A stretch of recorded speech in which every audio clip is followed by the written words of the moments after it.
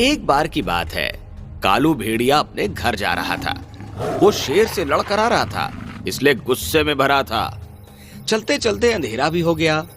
रास्ते में एक जगह कुआं पड़ता था, पर गुस्से में होने के कारण भेड़िए को ध्यान ही नहीं रहा। गुस्से में बहुत से गलत काम हो जाते हैं, बहुत हानि हो जाती है।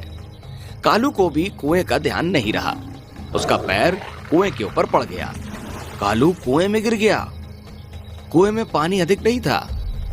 जैसे तैसे कालू ने वहां रात बिताई। सुबह से ही उसने चिल्लाना शुरू कर दिया, कोई मुझे कुएं से निकाल लो। पर किसी ने उसे कुएं से निकाला नहीं। ऐसी बात नहीं थी कि वहां कोई आया नहीं था। शेर, गीदड़, लोमड़ी, हाथी, ऊंट सभी उस जगह से गए थे।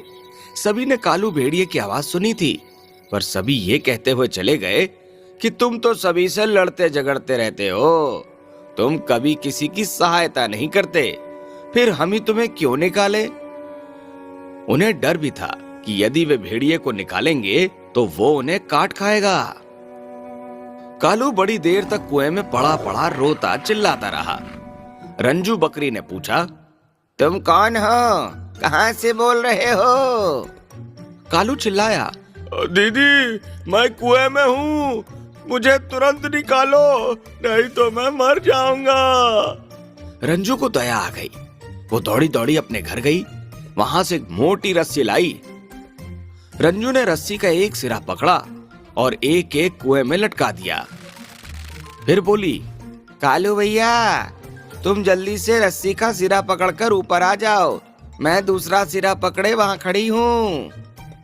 भेड़िया रस्सी पकड़कर धीरे धीरे ऊपर तक आया, पर ये क्या? कालू भेड़िए का हल्का सा धक्का लगा।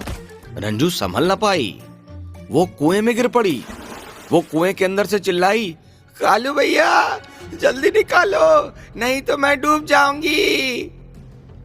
पर कालू बड़ा स्वार्थी था, अपनी जान बचाने वाली बकरी की भी परवाह न की। उसने बहाना बनाया, रात भर कुएं में रहने से मेरे हाथ जकड़ गए हैं, मैं तुम्हें नहीं निकाल सकता। कालू सोच रहा था कि बकरी मरे तो मर जाए, अब मुझे क्या पड़ी, मैं तो बच ही गया। बकरी कालू की चालाकी समझ गई। वो बोली, दुष्ट कालू, सब ठीक ही कहते हैं कि तू बड़ा स्वार्थी है। तुझे बचाने के कारण मैं कुएं में गिरी, पर तुझे मेरी जरा भी परवाह नहीं। तू न बचाए तो न सही, मुझे बचाने वाले बहुत आ जाएंगे। मैं तो दूध देती हूँ, सभी को दूध पिलाती हूँ, सभी का उपकार करती हूँ। तू नीच है जो किसी के काम नहीं आता, सबको हानि पहुंचाता है, इसलिए किसी ने भी तेरी सहायता नहीं की। कालू तो चला गया। थोड़ी देर बाद एक आदमी उधर से निकला। उसने बकरी के मिमियाने की आवाज सुनी। आदमी ने पूछा, तू कहां से बोल रही है?